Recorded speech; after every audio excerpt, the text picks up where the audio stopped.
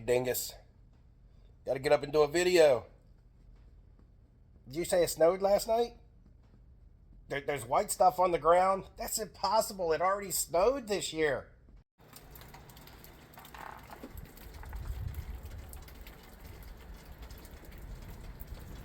What's up, guys? Flippin' Steve back with another... What's up, guys? Look like I'm stuck inside for a while because of a little bit of snow, but it finally gives me a chance to continue what I left off in my last video, where I'm talking about the criteria and the thought process that I go through when I'm looking to prospect on the quarterbacks that I'm going to take into the 2025 season. Rewind that back a little bit. I'm looking to prospect on the quarterbacks that I'm going to sell prior to going into the 2025 season, normally targeting the national. I already started a part one on this where I talked about my criteria, which was draft capital, I said was huge. The age of the quarterback, I like 26 and under, and the quarterback having some sort of issue where they've fallen out of favor in the hobby. So today I'm actually going to start writing down some names and going through some thoughts. And by the time this video has posted, I've already made my purchases, guys. And this isn't me trying to help you make your decisions. This is me deciding for myself, because like I said, I'm already buying. I have cards on the way in the mail. This is me kind of backtracking and just putting the process on video.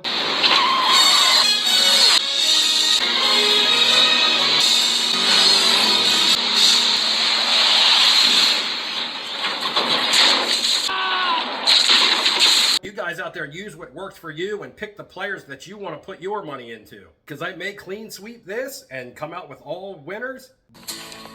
You will not make this putt, you jackass! But more than likely, I'm going to lose more than I win when it comes to my picks. But I just got to be smart on how I spend my budget and make sure if I do hit on some of those picks, those are the ones that I maximize my returns on. All right, let's go over here and get some breakfast and sit down and write down some names. Time for some eggs. Paper, pen. Nice sharp pencil for Uranus. The good old-fashioned way. This is the perfect pencil for Uranus. So like I said, I only want to go back to the 2021 draft class as far back as I want to go. But remember, any of this criteria can be broken if you get a really good deal on a card. Don't turn down a card or a player because they're not on your list if the price absolutely makes sense. First of all, first round draft picks from 2021, T-Law, Justin Fields, Mac Jones, Zach Wilson, Trey Lance. There were 5 quarterbacks in the first round, at least 5 that I have written down off the top of my head in that class. That class just didn't seem that strong. Not many of those guys have really stepped up and did much of anything. 2022, Kenny Pickett, the lone first round draft pick in that class of a quarterback, now playing backup on the most recent Super Bowl champion Eagles. And in 2023, some of these guys are still fresh on the mind. You have CJ Stroud, Bryce Young, Anthony Richardson. Those are the 3 first round picks. No, Will Levis was not a first round pick. However, he is on my piece of paper right here. I have written his name down, but I have no interest in his cards.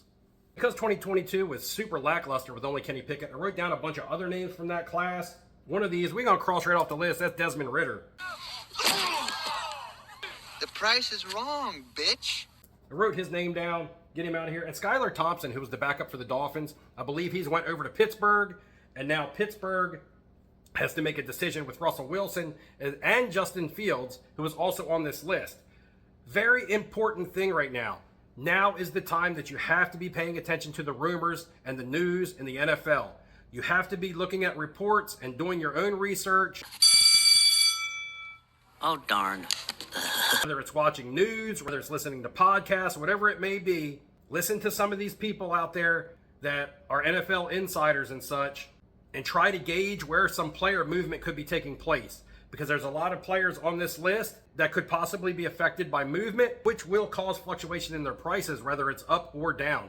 And you gotta be ahead of everybody else with that. You gotta be doing your due diligence, and you gotta be researching. You can't wait for someone like me to put out a video and say, hey, I think this guy is a good buy because he's going to this team. Because by the time this video posts, it's probably too late. Back to some 2020 names. Of course, Brock Purdy was the best quarterback from that draft, but he was the last pick of that draft. So sometimes the criteria doesn't mean jack shit.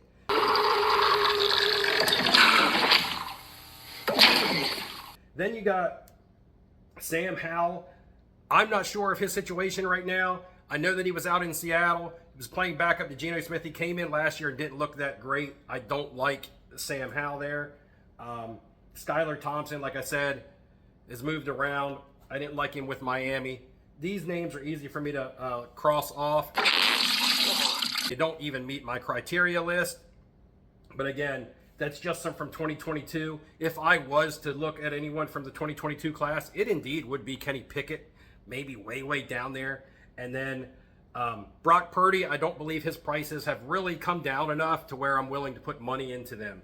He's a great quarterback, and I do believe he's going to bounce back and be better than he was this season.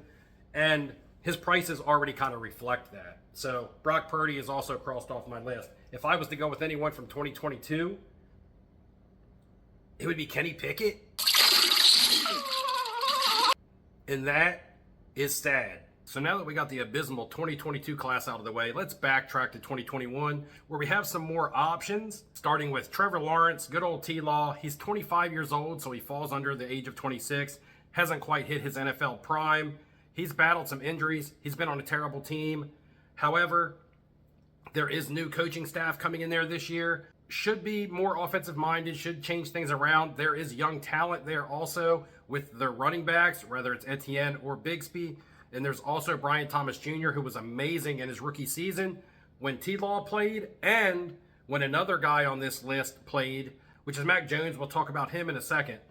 But Trevor Lawrence, he is going to be somebody that I'm going to show a little bit of interest in, but it's going to all be dependent around price point. He does meet all my criteria on my list. However, a lot of people still believe in him and believe in his cards, so it hasn't really caused him to tank.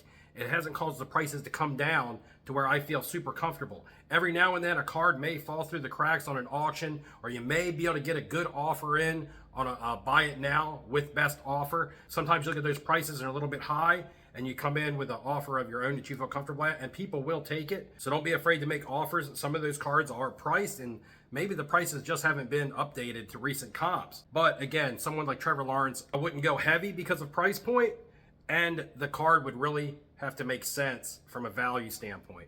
But slight interest in Trevor Lawrence. Next up, Justin Fields. I believe more than likely he'll probably come into this season as the Steelers' starting quarterback, which we saw this past season. Now, it was because of Russell Wilson's injury. He did win games, but he didn't look great as a passer. So they brought Russell Wilson in, who sparked the offense a little bit, and Pittsburgh did well. But Fields did win games. He is younger. He was a first-round pick. He is 25. He is mobile and athletic, so he can make plays with his legs. So I believe whether it's with Pittsburgh or with somebody else, he will always be given an opportunity because of all of that criteria. I believe he'll always get chances, and that's all you need is chances. Now, Justin Fields was somebody that I hit on last year and did well, so I'm not sure if I really want to go back to the well once again. He's not someone that I'm going to focus on. I will only pick up some of his cards if some really good deals were to fall into my lap. So I'm kind of going to cross him off the list, but not 100% rule out. Mac Jones, we can 100% rule his ass out. Yes, I cry. Yes, I cry. All right, because he was backing up on Jacksonville. He's 26. He's already older than the starter, Trevor Lawrence, and he just doesn't have the talent level of someone like a Trevor Lawrence. Pedigree for Mac Jones just really isn't there in my mind. You may see really good deals on his cards, and it may make you want to buy. You make that decision for yourself, but I'm not a Mac Jones truther. Next up, Zach Wilson. Not really much to say. Do you even know where he was at? Well, he was backing up in Denver last year. Backing up another rookie, Bo Nix, who played great. Now, rumor has it that he may sign with Detroit as Detroit's backup. Does that mean instant success if something was to happen to Jared Goff? I'm not really sure. There's also another name, Hendon Hooker. No. Some people have dropped in my comments of recent videos because they like him as the backup of Detroit.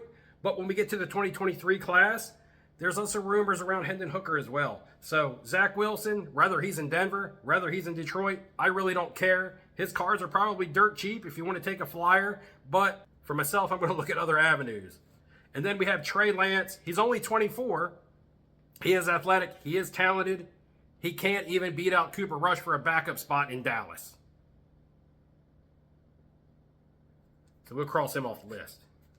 We're going to go ahead and wrap up this video with the 2023 class. This video is going to go over 10 minutes, and I know it's brutal. Let's stay with me. So let's talk CJ Stroud. His prices have come down somewhat. He did regress a little bit in his sophomore season, but his team still had a playoff win. So in his rookie year and second year, he has playoff victories. So you could say his stats regressed, which they did.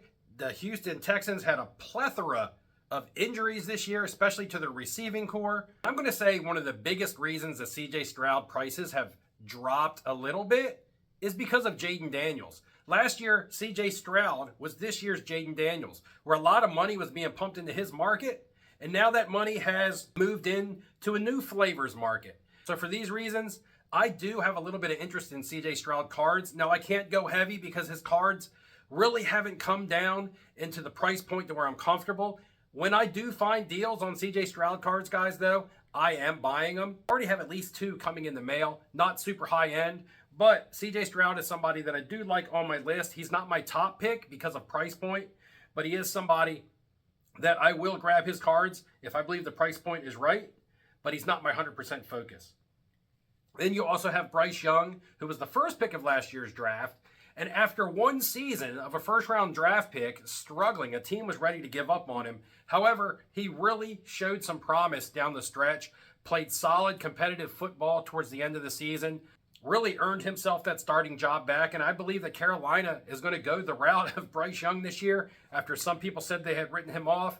A young, exciting coaching staff there. They have young receivers. They have a veteran receiver. They may bring in a free agent. Cooper Kupp could be a possibility. They have young running backs. They're going to have a solid draft pick. Someone like Bryce Young is someone that I am focused on. His price point is right for me right now. And I have picked up some Bryce Young cards. Third is Anthony Richardson. He played terrible, and his cards have actually reflected it. He is one of the players that his card prices have reflected how bad he played last year. He's only 22 years old. He really didn't even have a lot of college experience, but I really don't know if I'm going to roll the dice on that. Could he be the next Trey Lance? I'm not really sure, and I'm not willing to gamble my money on it. Then you also have Will Levis, who was a second-round pick. He's in Tennessee. But another guy on this list, Hendon Hooker, who I stated earlier was the backup for Detroit, is being rumored and possibly going to Tennessee. I know he played college in Tennessee. He's also been rumored to possibly be the Jets quarterback, as Aaron Glenn, former Detroit defensive coordinator, has gone to the Jets. And so he has ties with Hendon Hooker, who was the backup in Detroit. So Hendon Hooker could be moved. He's a player that I also have on the list that I really don't want anything to do with. I get it, guys. You're looking at the prospecting on Hendon Hooker because he may become a starter or something. He's already 27 years old, which makes him the oldest guy out of all the quarterbacks that I wrote down here.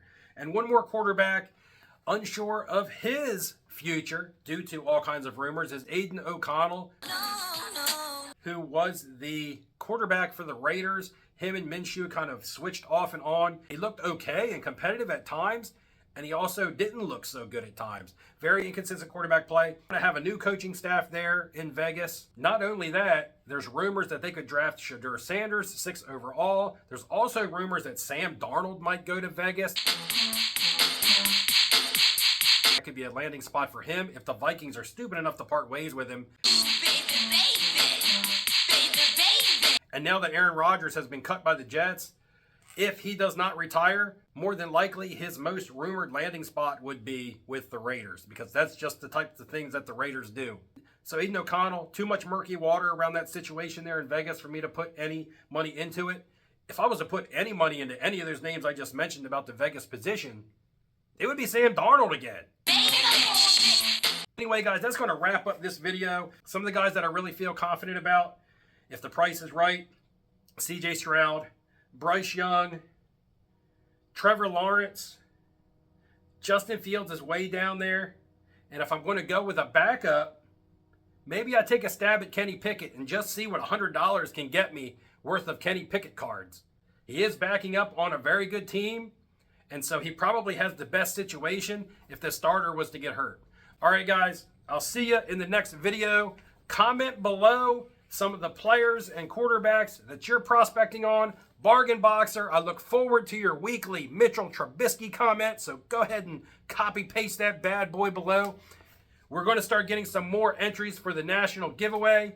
I'll see you guys in part 3, where I'm going to talk about budgeting for these certain players that I want to pick up. Like and subscribe on the way out. Thanks for watching.